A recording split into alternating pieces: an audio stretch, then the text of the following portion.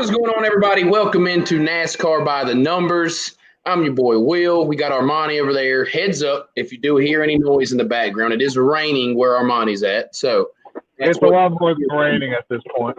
Yeah, it is not quite raining. It's Florida. He is our meteorologist, and apparently it is raining as we speak. Has no clue what that said for Texas today, but it is raining in Florida. And it actually been raining in South Carolina, too. Hoping it holds off. We're hoping to go to Greenville Pickens here in a little bit for the highest paying late model race in America this year. So hopefully that'll happen. Josh Berry's in it. Timothy Peters is in it. Some other big names around the Carolinas and the Cars Tour. All the Cars Tour guys are here for the championship, so that'll be really fun. But Armany, it's been a couple of weeks since we've talked. What's been up? Nothing much really. Same old, same old. Like I said, it's pouring down here. Typical Florida weather. It's been like this for the past 4 days. Yep. Well, that's just classic. It's Florida. You chose to live there, right? Yeah, just typical Florida. Rain down for the button. Yep, exactly. And think about it. We get to do this back to back at the beginning of the season next year. Yeah, that'll be true. Back to back right down there. So here we are today. I know you've got to get to work around 1 o'clock. We've got to head to the racetrack around 1 o'clock. So we're going to make this fun. Probably not short and sweet because every time I say that, it never happens that way. But we got some really good discussions today. I got to go off a little bit about the Kansas finish last week, so I'll talk about that for a few minutes. We'll give our Texas tricks pretty quick, and then we got our two big discussions for the day. The first of which we're going to say who are three crew chiefs from the last 10 years, the last decade that we would pick if we're starting a new three-car team.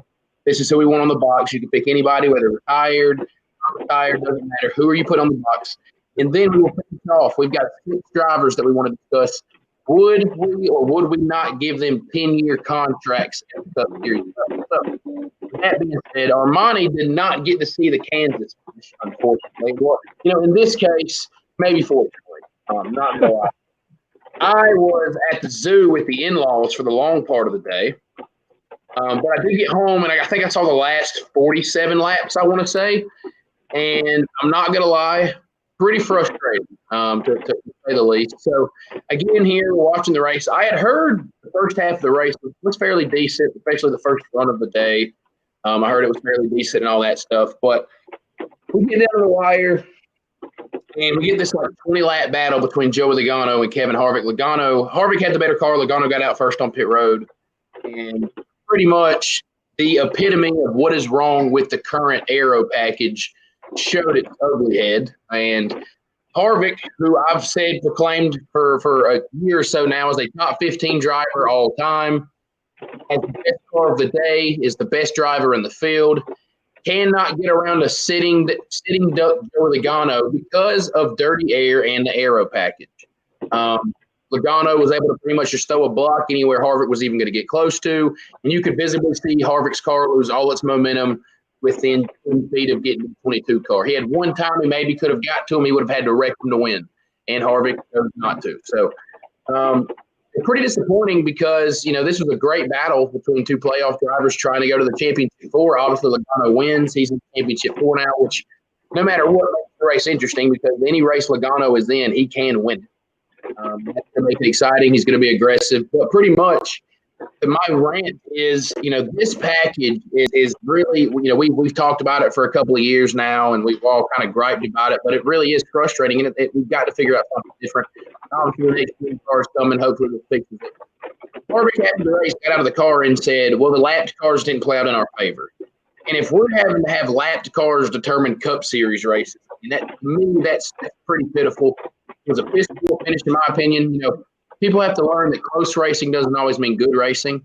More often than not, it means good racing, but it doesn't always mean good racing. Yes, Joey and Kevin battled, but it really wasn't a battle. If you want to go see a battle, go watch Jeff Gordon and Jimmy Johnson in 2011 at Atlanta. That's a battle at a mile-and-a-half racetrack when both drivers could close in on each other, threaten the passenger, get side by side, get sideways. Obviously the GOAT Jeff Gordon won that battle because you don't duke it out with the GOAT and took that L that day. But that was payback for Martinsville 2007. But anyways, Martinsville 2007, now that's a battle. This went from an air package rant to talking about Jeff Gordon. Exactly. That's the whole moral of the story is we need Jeff Gordon's the GOAT. He is flat out. But anyways, it was just frustrating because you see nothing Kevin Harvick could do was going to change the outcome of that race. Other drivers from, Truck Series drivers, guys that were watching, Xfinity drivers, they were frustrated to watch that race because they've all been in situations to where there's nothing you can do. And the current package on these Cup cars, there's nothing you can do. And it's just, what are we doing at the Cup level? This is supposed to be the highest level of stock car racing in the world. I'm going to go see more passing today at a half-mile short track at Greenville-Pickens that is flat in one lane than I saw last week at Kansas at the closing of that race. And what I heard, there was no passes under green for the lead all day long. Obviously, I only saw the last 25% of that race. But pretty frustrating for my end, and it just that can't be how races finish from here on out. And, I don't know if you have any takes on that. You can kind of respond to that. I know you didn't get to watch it, so it'll be a pretty quick response. But what do you think about that and kind of the banter you saw on Twitter from the past week? My main thing about the package is, here's the thing. The Gen 6 cars, we've established, it's been around for 8 seasons, I believe, at this point. It sucks. It's the worst car NASCAR's ever introduced in history. The main point of the Gen 6 car was, for manufacturer differential, because the Gen 5 car, while it raced good, all the cars body-wise are pretty much spec. I mean, a Ford looked the same as a Toyota, Chevrolet, Dodge, yada, yada, yada. That was the point of the Gen 6 car. However, it didn't feel like NASCAR took into consideration the racing, and we've seen 2013, pretty boring season. 2015 was considered one of the worst seasons in NASCAR history. 2014 was actually pretty damn good, where you actually had a nice balance between high downforce and high horsepower. 2016 was a pretty good season. 2017 kind of sucked. 2018 sucked. And then they introduced new packs in 2019 and then 2020. So I think obviously the aero pack is still an issue. When you have a Dale Earnhardt Jr. called a giant-ass spoiler, and, you got dirty air, pretty much our Lord and Savior, Jesus Christ himself, I mean, there's really nothing you can do. Now, granted, again, it has to do a lot with the car, because even then, you saw it in 27. I think it was either the first or the second Michigan race. I believe it was the second one where Kyle Larson won. It was kind of the same way, where it's like, cars were kind of like having this bubble in between each other. And that has high horsepower, low downforce. That's the quotation marks because, they were still using a tapered spacer, just not as big as, the one they're using now. So I think overall, it's a car issue just as much as it is an aero package issue. I think if they went back to the 750 horsepower package, the races will still be kind of boring in all honesty. Again, it's a car issue. However, they would be less frustrating to watch. It's like, okay, the races kind of suck. But, these drivers are actually using their talent and not just having, like invisible air. Might as well having, using the force from Star Wars to like determine where you finish. What made it frustrating was on the broadcast. That was a great race. It was a great race. That was a great race, guys. It was a great race. Great race. This was arguably racing one of the greatest eras of NASCAR racing there was in the 90s and early 2000s. That was not a great race. He knows that wasn't a great race. And I get you have to drink the Kool-Aid, but come on. Like, we deserve better racing than this, a better product than this. To have stuff. I'm getting interrupted over here. Apparently, we're having mac and cheese for dinner, so that's good news. Anyway, back to racing. Breaking news. That was just frustrating because Jeff Burton it's a great race. It's like, please stop, Jeff. You know what I mean? We deserve better than that. Not only, is Kansas has been a fairly decent mile and a half as of late, but it's just been frustrating because, Kevin Harvick is one of the greatest to ever do this, and he could do nothing out of his high line, low line, middle. I mean, could do nothing. And I hate to see races in that way when it's completely out of the driver's control. But moving forward, we have another race today that a lot of people – it's frustrating because a lot of people don't really expect a lot from this race today. Obviously, it's at Texas. Boring track on the schedule. And, Eddie Gottlieb tried to put it out like this, like, it's Texas. It's big and bad Texas. No limits Texas. It's like you need to limit yourself because I can tell you can say it's no limits, but there's going to be limited passing, limited excitement. I mean, we got to slow down here. And it's Texas. They ruined the racetrack when they did the reconfiguration. Texas used to be a pretty badass little place to race. Not only that is the track pretty whack, cars stuck around there. So it's going to be a rough race. It's going to be a race. Really, the only excitement playoff-wise is going to be if somebody has a problem. You kind of hate to say that, but that's really what it's going to be. Maybe some strategy unfolds where you have a guy like Austin Dillon who won the spring race. I forgot that. I thought Harvick had won earlier this year, but apparently Dillon. It's frustrating to know that probably – unfortunately, again, unfortunately, if we're going to Colonel Pickens, we'll probably miss the race, the Cup race. And, so I won't get to see it, even though I hate missing freaking Cup races because there's only 3 left. I'm not doing any – I am watching every lap of Martinsville next week. I promise you that much. It's going to be a rough race today. We'll see. I know most of me and you will kind of be missing it because you've got work. I'll be at a race. It's, like I said, the highest paying late model race in the country this year. That'll be fun. So Armani, I'll let you go up first. Who is going to win the Texas shouldn't be on the schedule 500? Kevin Harvick. He's going to make it 4 in a row in the fall. Yeah, the guy I'm picking in his last 12 starts here has 3 wins, has 12 top 10s. I think I couldn't do the math in my head, but the average finish is like a top 5. It's either 3rd or 4th, and that is Kevin Harvick. Kevin Harvick's going to win today, lock himself in, even though there's a fair shot he could lock himself in on points as well. I can't. If I'm betting money, I feel dumb putting money on anybody else but Kevin Harvick here. I think this will be his 4th consecutive playoff win in Texas. Fairly simple pick, I think, for everybody. I believe he's also on the pole, so that obviously helps the competition out tremendously. So Kevin Harvick would not be surprised if he leads every single lap. Well, I forgot there's not going to be any caution because it's Texas. It's definitely the green flag pit stops. Kevin Harvick will probably lead 200, 250 laps and going to what would it be? I think it's 10th win of the season. So you hear from here both. Me and Armani, we agree. Kevin Harvick going to victory lane today. We got 2 Formula One races today. Yeah, 2 Formula. I like that. 2 Formula One races today. We got 2 for thinking, dog. But somebody said 4-4-4. Joseph said 4-4-4. He's going 4 for 4 at Texas. Championship final 4. Car number 4. It's clearly it's destined. Yeah. All right. Anyways, let's get into the fun of this. And I hate we're being negative Nancy's, but it's hard to be like amped when you know they're racing at Texas. You saw the finish from last week, and now we go to Texas. But anyway, so the first fun part, we have really 2 fun segments today that we really wanted to kind of rack our brains and figure out who we would pick. And the first part is crew chief. Crew chiefs obviously play a huge role in who's winning the races and obviously strategy calls, makes decisions. And, you can sit there and laugh and it's all driver, it's all this, it's all that. But bottom line is, crew chiefs make a difference on top of that box. So before we even go and name drivers, just real quick, Armani, what to you, I know you have your 3 guys on your list from the last decade, limited to the last 10 years. Retired, active, doesn't matter. What kind of qualifications were you looking for those guys to be on this list? All right, so I chose 3 crew chiefs for kind of 3 specific reasons. Number 1, I'm trying to go as recent as possible just because we're looking towards the future. I'm not trying to pick a crew chief that hasn't, done nothing in the past, 5 years. Because they come back now, guess what? They're not going to really know the system as well as someone recent. That's number 1.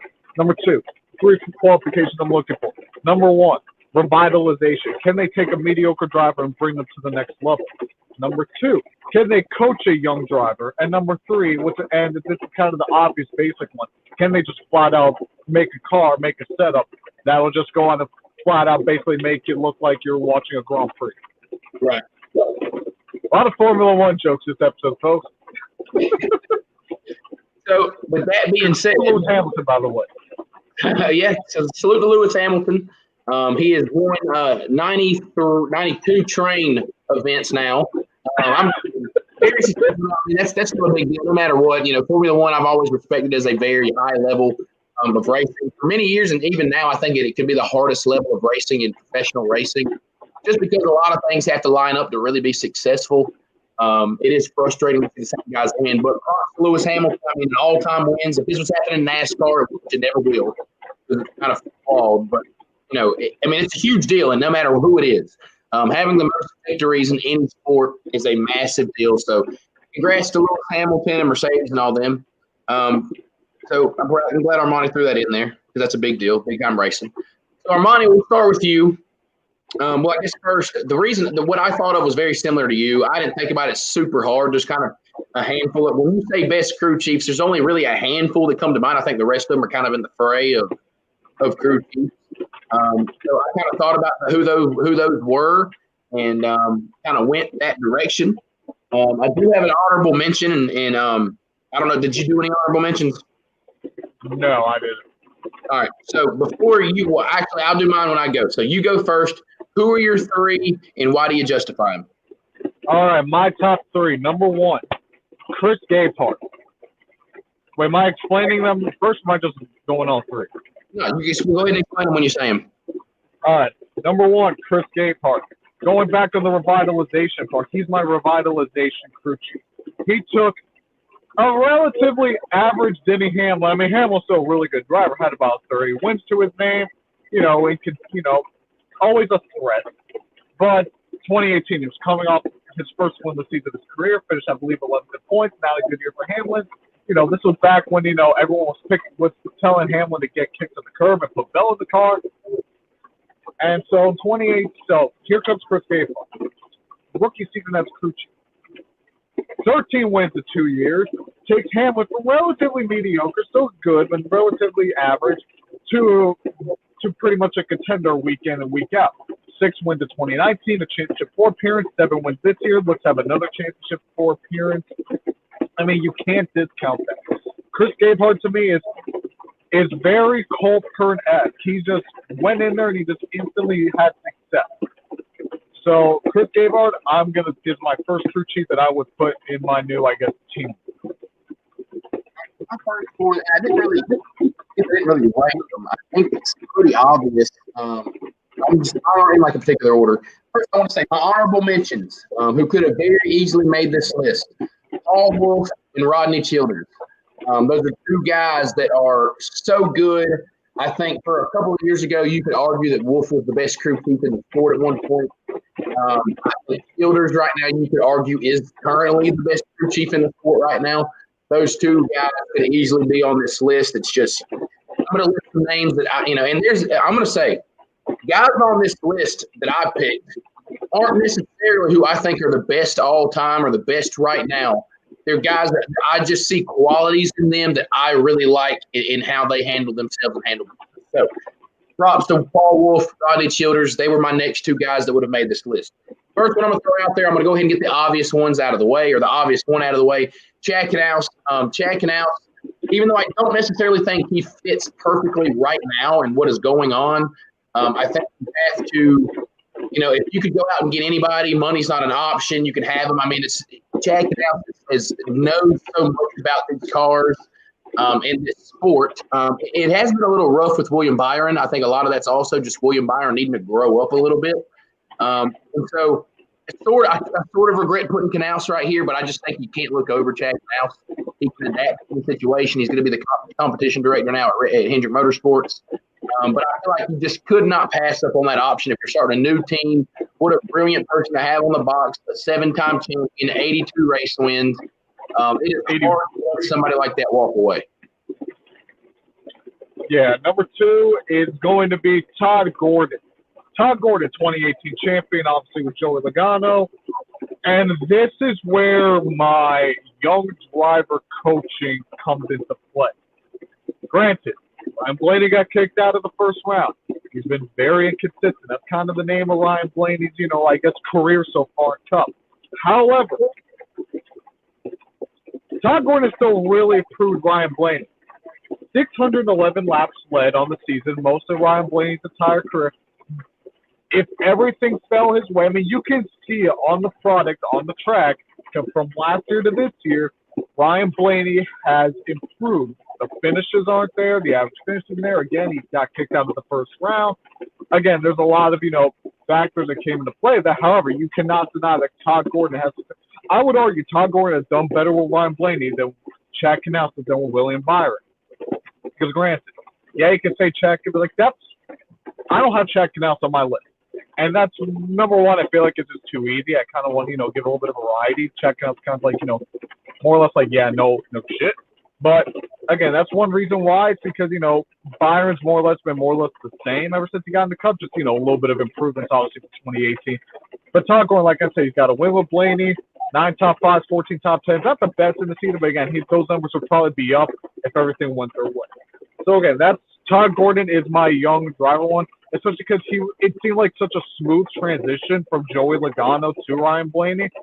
Then again, Penske as a whole can kind of be a little bit inconsistent at times, but again, it's like Todd Gordon went from winning a championship with Joey Logano to, for most of the season, being in the championship conversation with Ryan Blaney. So again, he took a young driver that was fairly inconsistent, so now he's still inconsistent, but he's at least now starting to become a contender. So Todd Gordon is my second. That's a good choice, especially because you can definitely tell there's a difference with Ryan this year. He has looked more confident than I think he has his entire Cup career. Obviously, he's eliminated in the first round. That didn't really help the case, but I think Ryan has looked pretty decent at times. The second guy on my list is a guy that walked away from the sport last year. That's Cole Pearn. Cole Pearn is the single reason any of us care about furniture row racing at all.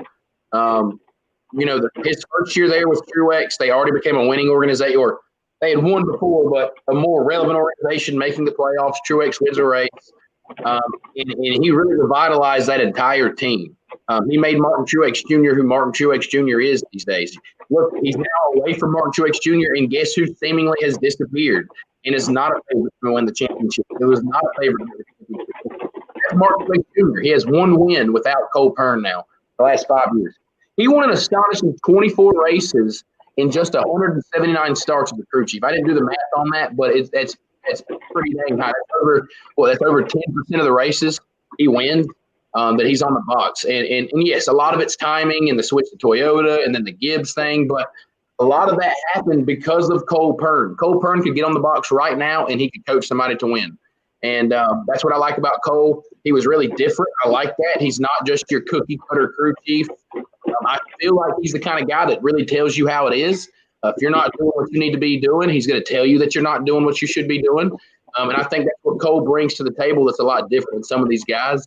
He's not as clean cut. He's not as professional in a sense. And I don't mean that in a bad way. I mean that in a good way. And so he seems like the kind of guy that comes up with his own ideas, comes up with his own plans.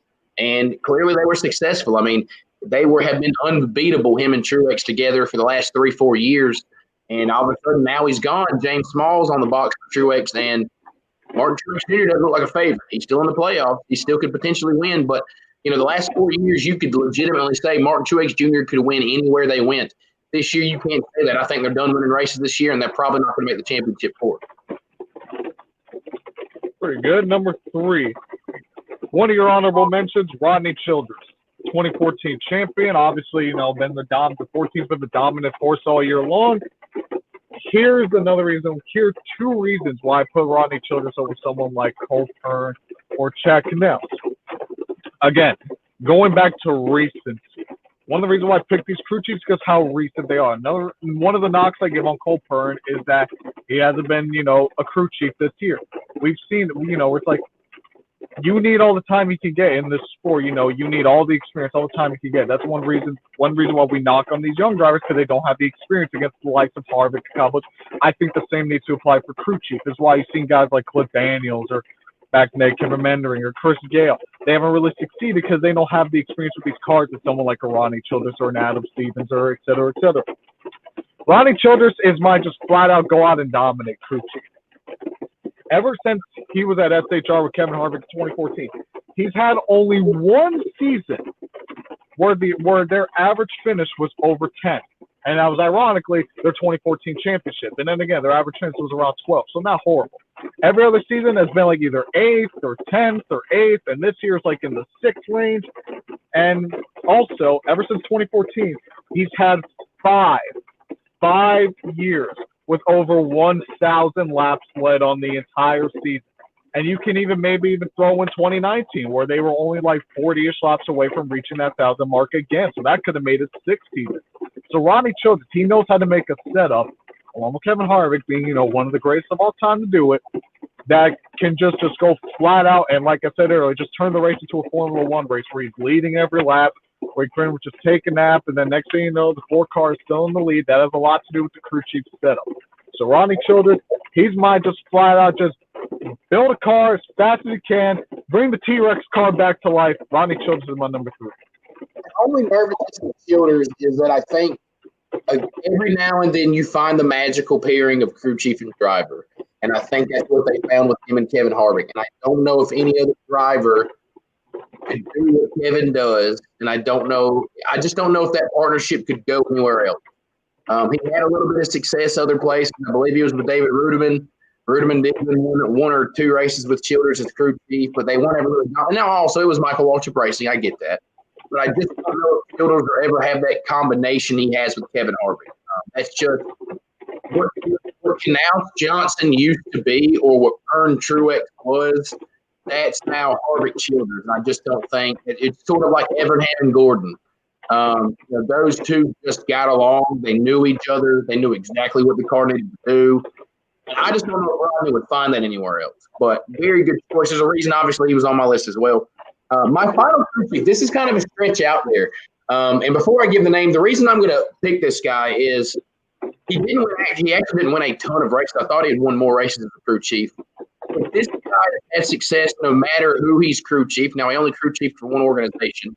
But he had success with whatever driver he was with. It was 2 veteran drivers that really he was able to reboost their careers and put them back on a winning path, and that is Steve Letarte. Steve Letarte is a guy, I know he has not been around for a little bit of time, but what I like about Steve is, for one, he seems like a guy that's a very understanding guy. He understands these drivers. He's been around this sport for a very, very long time.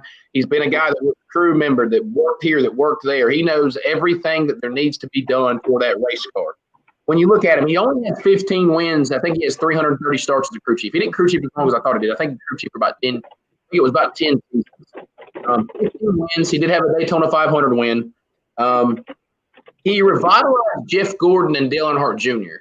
Gordon, you can sort of argue that Gordon never have to be revitalized, but 2005 was a rough year for Jeff. 2006 was my year for Jeff. And then, 2007 is the year they go out and they have, 6-7 wins, and they do this, they do that. They almost win a championship, but obviously they lose to Jimmy Johnson in a rough spot there after a season-long battle. And then you look at what he did with Dale Jr. Dale Jr. had almost become non-existent. And because of Steve Letarte, and Steve Letarte is the single reason I think Dale Earnhardt Jr. ever became relevant again. I think if you would have put Jr. with another crew chief, he would not have.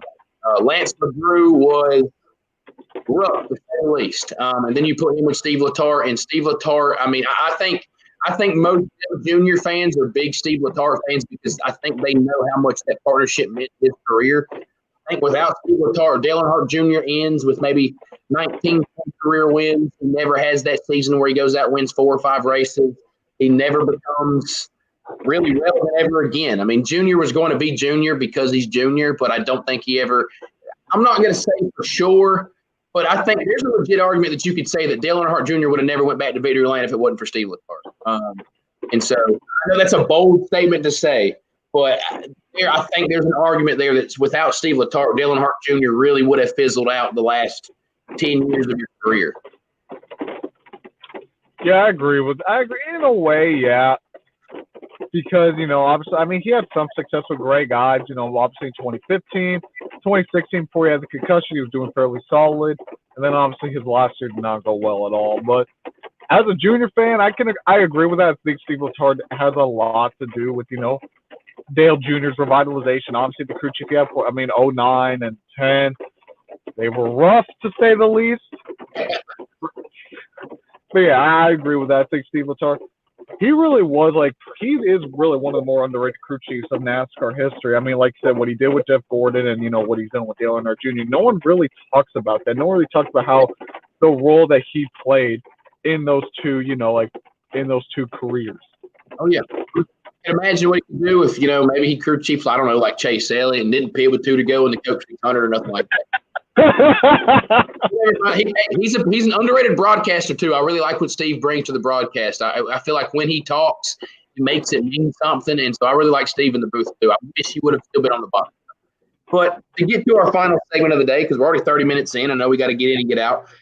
We have 6 drivers we're going to talk about today and whether or not we would give them 10-year contracts at the Cup Series. And so obviously 10 years is a big standard in like baseball. I know the NHL does some stuff like that. And it's actually becoming a more common theme.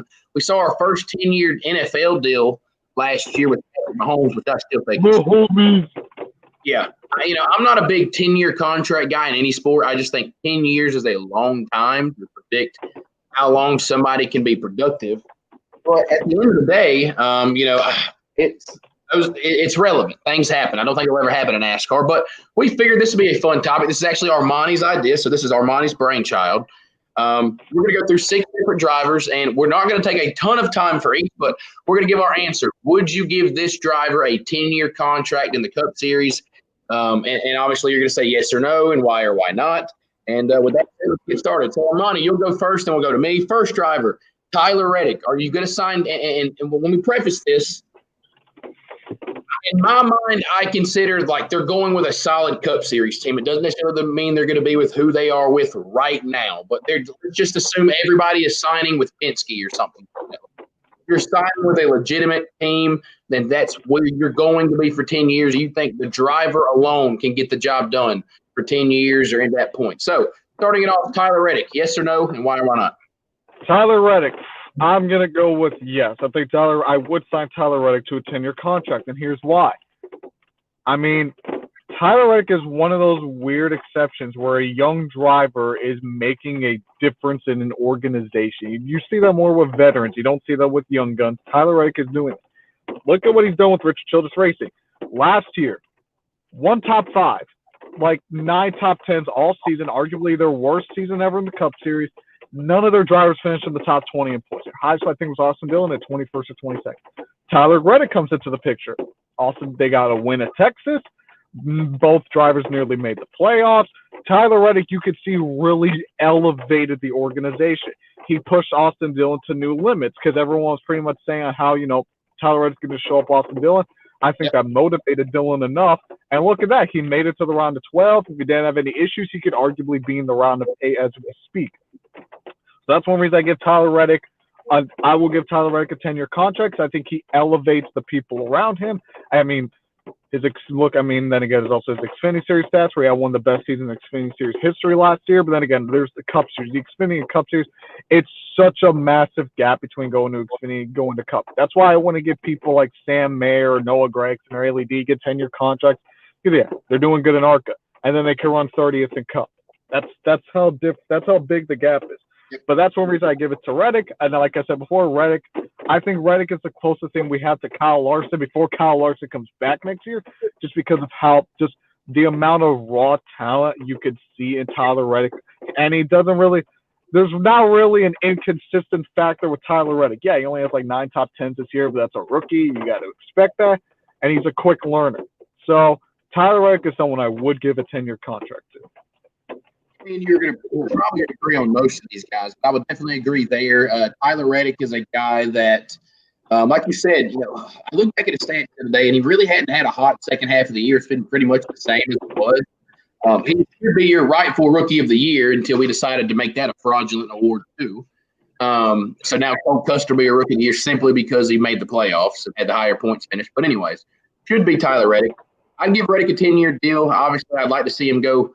As much as I want to see him stay at RCR for the health of that organization, it would be nice to see, what could he have done if he got the 48 ride or something like that.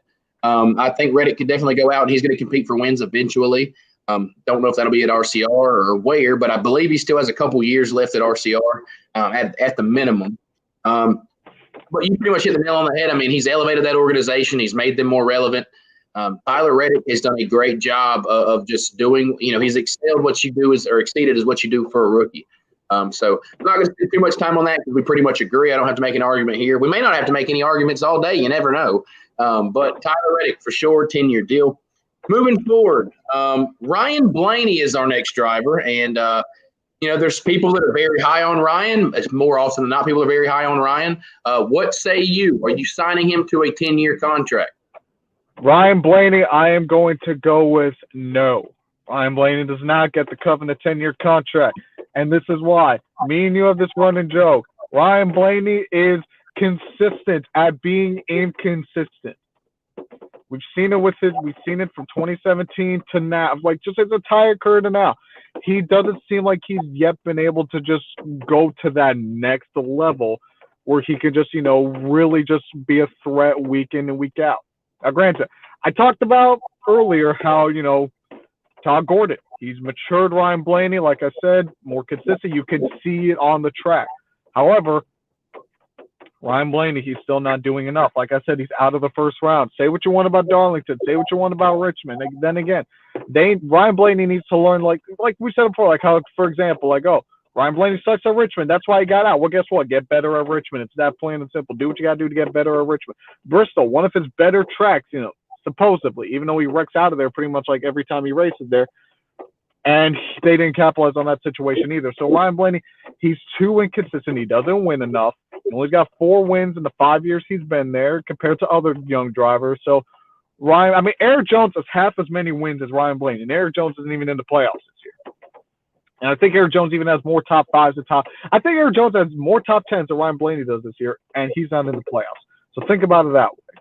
So Ryan Blaney, not yet.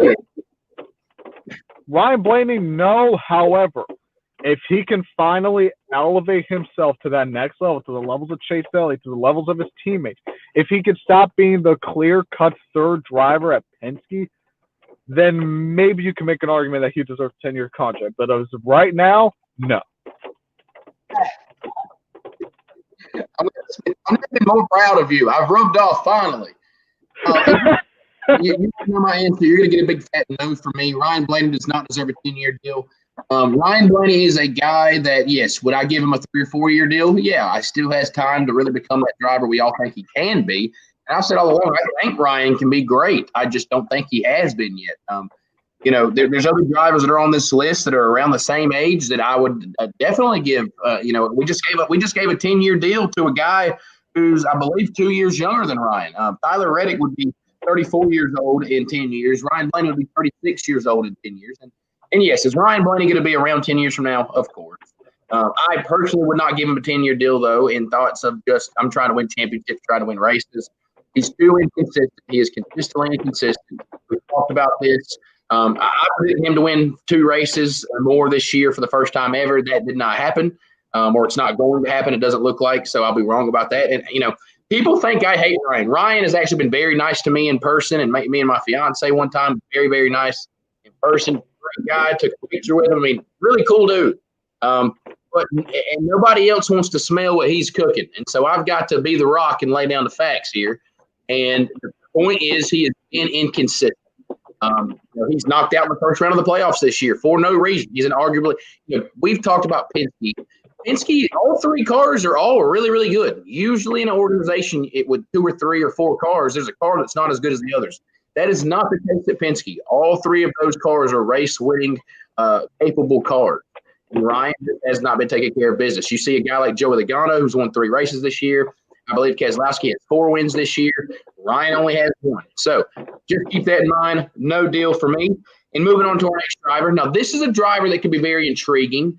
It surprisingly did not take me long to get my answer on this, but could be a place for me and you have a little bit of disagreement. I do not know yet. But Kyle Busch, are you giving him a 10-year contract? Yes or no? Kyle Busch, I'm going to go with no. I will not give the 2-time champ a 10-year contract. And I honestly didn't think about this until just now.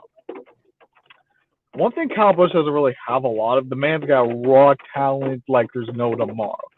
I mean, you can argue just on a pure talent perspective that he's the most talented driver ever in NASCAR history, just from the talent perspective alone. However, with Kyle Busch, he's not stable. He's not stable in terms of his team. How many crew chiefs has the man had in his entire career? I mean, think about it. When Dave Rogers wasn't good anymore, they threw him out. When he's had crew chiefs that weren't good before, they threw him out. Adam Stevens might be thrown out after this year, after it looks like they're going to go winless, and he's out at the round of 12. So you can't have that with a driver. Kyle Busch, it always seems like the chemistry with the crew chief, with the team, is eventually going to run out. And if I'm a car owner, if I'm a car owner, that's going to be a pain in the ass when knowing every 3 to 5 years I'm going to have to get a new crew chief for this driver all the time. And low enough, I'm going to have to get, like, let's say 3 crew chiefs in a 10-year contract. That's going to be a pain just to have to go through, like, knowing, like, okay, 3 years is up. All right, next crew chief in line. So that's how it is with Kyle Busch. Yes, I know he's got 56 wins. Yes, I know he has 2 championships. But again, just the amount of instability that 18 team seems to always have, that is the main knock I'm going to give on Kyle Busch. So would I give Kyle Busch a 10-year contract? Going to be controversial, but no. Yeah, it was. I had to think about it too, and surprisingly, me and you agree. I would also not give Kyle Busch a 10-year deal.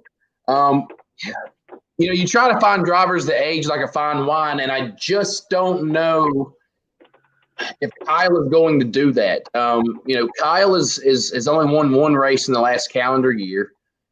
He really hadn't been close to winning this year. He's had a couple of moments. Bristol, I guess you could say, the night race has been, he was close. But another thing you got to think about is, the big excuses have been either A, the package or the car, and I'm not saying that has been used as much. The biggest excuse has actually been the lack of qualifying and practice. But another thing has been this car. And here's something to think about. Moving forward in the future, NASCAR is probably going to have more one-day shows. They figured out how to do it. We know next year it's going to be a part of the schedule. And if NASCAR can, for the long haul, save people money, this is probably going to be a new normal. Maybe not every single week. To me, they've got to find a way to qualify the cars. I think not having qualifying takes out part of the purism of racing. I could care less about practice. But you should be able to put the cars on track, give them single car qualifying, because that is what everybody across the country does, and that makes sense. But other than that, we could see easily qualifying in the morning, racing in the afternoon, without a time to adjust the cars in between. That is going to be something we could see more frequently as we move forward over the next decade. Also, the next-gen car. NASCAR is all about this low horsepower, whatever downforce. If the next-gen car is very similar to the racing we're seeing now, it's not like Kyle Busch is going to all of a sudden be able to put his talent and change how the car races entirely. So, obviously, that's a big question. But if Kyle is struggling with the package we've got now and the scheduling we have now, both of those things are very, very likely to take place in the future. Maybe Kyle's going to continue to struggle in the future. So, me and you agree, no doubt, he's one of the most talented drivers ever. This year has definitely been rough, even though for many guys this will be a career year, just the year that he's had. But I think me and you are in agreement here. I just don't know if Kyle, not from a talent perspective, I think what's weird is I don't think he's necessarily going to fall off from a talent perspective, which is typically the case. I think it's going to just be that he may not be able to adjust to the car and the scheduling could go around. So we'll see. That's my thoughts. Me and you both agree on that, though. Right now, I would not give Kyle Busch a 10-year contract. And you also brought up a good point about crew chiefs and personnel. That can't be the excuse every single time. So 3 down, 3 more to go. We'll try to pick it up because I know, like I said, I know you got to be some places here in a minute. Next up, Joey Logano. Just real quick, Joey Logano, you giving him a 10-year contract? Joey Logano, no, I will not give Joey Logano a 10-year contract. He's about 30 years old, but again, Logano it's weird. I think like it could go either way with Joey Logano, but again, Logano just has those moments, especially as recently as last year, where he's kind of just been a non-factor. Last year he only had like 21 top 10, still pretty good, but he kind of fell off at the end of the year. This year, Logano's been very hit or miss. Sometimes he's winning races, other times he's running 20th. So, I could say like this year maybe it was a fluke, but I'm thinking back to last year how we kind of almost saw the same thing, especially come playoff time. So, I don't know if you can really trust Joey Logano in the long term. And again, they had to switch crew chiefs this year. Do you really want, going back to what we said about personnel, do you really want to have to just keep switching personnel over and over and over again, especially with a long 10-year contract? So Joey Logano, it could go either way for me personally, but for right now, I'm going to go with no. This will be our first disagreement. I would give Joey Logano a 10-year deal. Here's why. And he is short. You can't even really call it a short career. He's been racing the Cup Series, I think, 11 years now. He's already won 26 races. He's been a championship contender since he's been with Penske. He's really started to come into his own. His aggressiveness is going to keep him in the battle for a long period of time. If Joe Logano can have similar to a career, the second half of his career as he's had the first, we're going to be talking about a guy with 50 career Cup wins. We're going to be talking about a guy that could be a 2 or 3 time champion by then. Joe Logano, now he's going to have to stay at this pace for the long haul, but he will be considered an all-time great if he stays at this rate. And I think, Joey's still got a lot of time. 10 years from now, Joey will still only be – my dog's going crazy in the back. Joey will still only be 40 years old 10 years from now. That's one thing to remember. So Joey is going to still be in his prime for the majority of the next decade. So you've got to consider that. I do see what you're saying. He has been a little inconsistent this year, which is very surprising. But at the end of the day, I still think Joey can win a bunch of races. I still think Joey's going to be really aggressive, which can keep you in a lot of races, even as maybe talent starts to slip away. So I right now would give Joey a 10-year deal. Big-time veteran, big-time teammate, and, I think he's a guy that still has a lot of wins left in him. Second to last driver of the day, so 2 more to go, and that is Chase Elliott. Chase Elliott, who, I feel very strongly about and what his talent is. But yay or nay, are you giving Chase Elliott a 10-year contract? Yeah. 9 wins since 2018, never finished outside the top 10 in points in his entire career. Has been arguably the top dog at Hendrick Motorsports if he's ever gotten there, even when Hendrick Motorsports looks like they're going down.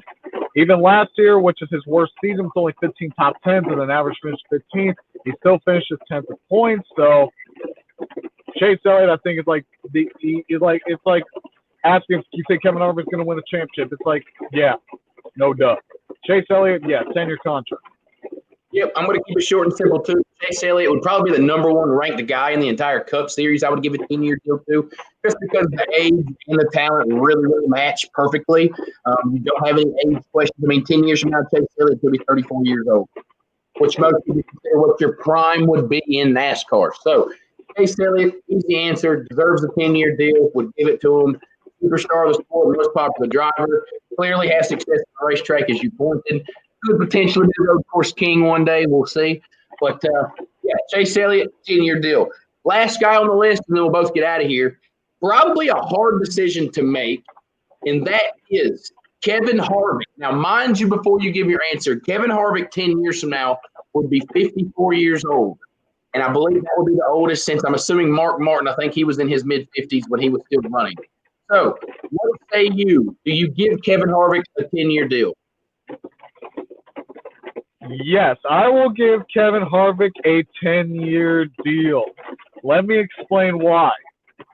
I think Kevin Harvick could be the next Harry Gant, or even going into his late 40s and early 50s, he's still a contender. He's still going to be winning races out there. I think Harry Gant is last, Harry Gant holds the oldest record for the oldest driver to ever win a NASCAR race, I believe 52 or 53 years old.